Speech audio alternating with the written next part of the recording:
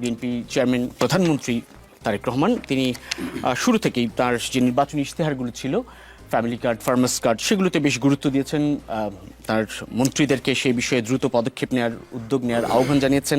আজকের ক্যাবিনেটেও 10,000 টাকা পর্যন্ত কৃষি ঋণ মওকুফের যে ঘোষণা ছিল নির্বাচন পূর্ব নির্বাচনী সমাবেশগুলোতে বলেছেন, ইশতেহারে বলেছেন, সেগুলো নিয়ে কাজ করেন। এই বিষয়গুলো কি আপনার বিরোধী দল হিসেবে কোনোভাবে ইতিবাচকভাবে দেখছেন? মানে কোনো দিক থেকে আপনাদের কাছে এটি না, দেখেন, এই যে কিছু কিছু কাজ তিনি নতুন করার চেষ্টা করছেন, এটাকে সাধুবাদ জানানো যেত যদি আমরা একটা সার্বিক চিত্র দেখতে পেতাম। আমাদের কাছে মনে হচ্ছে যে এটা চোখে ধুলা দেওয়ার মতো। আপনি একদিকে ওই সচিবালয় থেকে হেঁটে ওসমানী মিলনায়তনে যাবেন, সমস্ত মিডিয়া আপনার সাথে থাকবে, মিডিয়া ছিল না আসলে। না, তা আমরা দেখলাম কিভাবে, আমরা দেখলাম কিভাবে টোটালি কোনো মিডিয়া ছিল না, কাউকে ইনফর্মও করেন না। অন্যদিকে কেউ জানতেন না। আপনি এই পর্যন্ত 10 দিনের যাত্রায় যেই কাজগুলো করেছেন, এগুলোর তো সামনে ডিজাস্টার আকারে আমাদের সামনে আসবে। এর মধ্যে কি আপনি সংবিধান সংস্কার পরিষদটা গঠন করতে দিলেন না, মানে বিএনপি করলো না। আপনি যে রাষ্ট্রপতি, এটা অবৈধ শাসন আমলের রাষ্ট্রপতি, তাকে আপনি প্রথমে কালের কণ্ঠে একটা সাক্ষাৎকার নিলেন, তারপরে আপনি তাকে প্রোটোকল দিলেন। এটা কিন্তু মানে আপনি খেয়াল করে দেখেন, এই রাষ্ট্রপতি চুপ্পু তিনি জিয়াউর রহমান, আমাদের শহীদ প্রেসিডেন্ট জিয়াউর রহমানকে অবৈধ শাসক বলেছেন, বেগম খালেদা জিয়াকে বলেছেন যে এতিমের টাকা চোর, তারেক রহমান সাহেবকে বলেছেন খাম্বা চোর। এগুলো সব সোশ্যাল মিডিয়া ভেসে বেড়াচ্ছে। তাকে যখন আমাদের একজন নির্বাচিত প্রধানমন্ত্রী in the name of constitutional continuity যখন প্রোটোকল দেয়, তখন কিন্তু এটা গণতন্ত্রের গালে একটা বিরাট চপেট আঘাত। আপনি বলেছেন এতদিন রাষ্ট্রপতিকে পদত্যাগ করা যাবে না কেন? কারণ সাংবিধানিক পন্থা নাই। তো আপনি সংসদের প্রথম অধিবেশনে অভিশংসন করেন যে লোকের বিএনপির মিডিয়া সেলের বিরাট বড় অনুসন্ধানী প্রতিবেদন আছে যে তিনি মালয়েশিয়া কিভাবে সেকেন্ড হোম করেছেন, কিভাবে পাসপোর্ট জালিয়াতি করেছেন, কিভাবে তার দুর্নীতির অসংখ্য আছে। এবং তিনি কিন্তু বেগম খালেদা জিয়াকে এই ভুয়া দুর্নীতির মামলা যখন তিনি কমিশনার ছিলেন দুদকের, ফাঁসিয়েছেন। তাকে যখন আপনি রাষ্ট্রপতি করার জন্য, এবং যে ধরনের তিনি বলছেন যে বিএনপি চাইলে আমি থেকে যাব, এটা এবং এইভাবে সম্মানিত করা, এটা কি আমাদের গণতন্ত্রের জন্য কোনো ভালো কিছু হচ্ছে? তো আমরা তো এই বড় ম্যাক্রো জিনিসটা দেখব, এই ছোট ছোট জিনিস দেখাচ্ছে।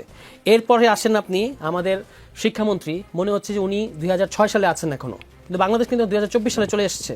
তিনি যেভাবে পুলিশ লেলিয়ে দিলেন তরুণদের উপরে, এই তরুণদেরকে ক্ষিপ্ত করার কারণে কিন্তু শেখ হাসিনার এই পরিণতি হয়েছে। তরুণদেরকে যেভাবে বিশ্ববিদ্যালয়ের ভেতরে ঢুকে পুলিশ, আগে ছিল ভাতের হোটেলের হারুন, আর এখন আপনারা পেয়েছেন আরেক মাসুদকে।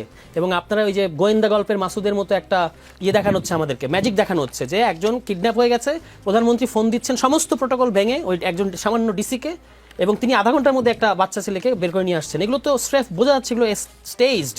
তো এগুলো করে কিছুদিন আপনি চটকদার মধ্যে থাকতে পারবেন, আলোচনার মধ্যে থাকতে পারবেন, দেশে কোনো গুণগত পরিবর্তন হবে না। আপনাদের কাছে মনে হচ্ছে এখন পর্যন্ত গুণগত কোনো কার্যক্রম প্রধানমন্ত্রী বা আপনি বলেন এই যে ধরেন কৃষি কার্ড কিংবা ফ্যামিলি কার্ড, যেগুলোর উদ্যোগ আমরা কথা শুনছি, এগুলোর অর্থ সরবরাহ আসবে কোথা থেকে? আপনি তো আপনার পার্লামেন্টে টিআইবির রিপোর্ট, 300 এমপির মধ্যে 150 এমপি হচ্ছেন ঋণ খেলাপি, তার মধ্যে বিএনপির হচ্ছে 62%। আপনি আগে আমরা বুঝবো যে পরিবর্তন হবে যদি আপনি আপনার এই ঋণ খেলাপি এমপিদেরকে বলেন যে আপনারা ঋণ পরিশোধ করেন। সেটা তো আমরা কোনো কিছু দেখতে পাচ্ছি না। ফলে একদিকে আপনি দেখাবেন আমি খুব সিম্পলিসিটির মধ্যে আছি, অন্যদিকে এই ঋণ খেলাপিকে আপনি বসাবেন বাংলাদেশ ব্যাংকে, আপনি দুর্নীতিবাজ একজন অবৈধ রাষ্ট্রপতিকে প্রোটোকল দেবেন, তখন তো মনে হয় যেন আপনি কথার কাজের মধ্যে মিল নাই। এমপিদেরই উনি বলেছেন প্লট নেওয়া যাবে না, ট্যাক্স ফ্রি গাড়ি নেওয়া যাবে না, সেটাও কি কোনোভাবে ভালো? ঠিক আছে, যেটা ভালো, শোনেন, যেটা ভালো সেটা আমাদের বলতে কোনো সমস্যা নাই। উনি যে ট্যাক্স ফ্রি এটা এমপিদেরকে বলেছেন, কিন্তু আপনি ঋণ খেলাপির কি করলেন এটাকে করেন, ওইটা তো এমপিরা চাইলেও নিতে পারে, আপনি তাকে আইনে কিন্তু বাধা দিতে পারবেন না।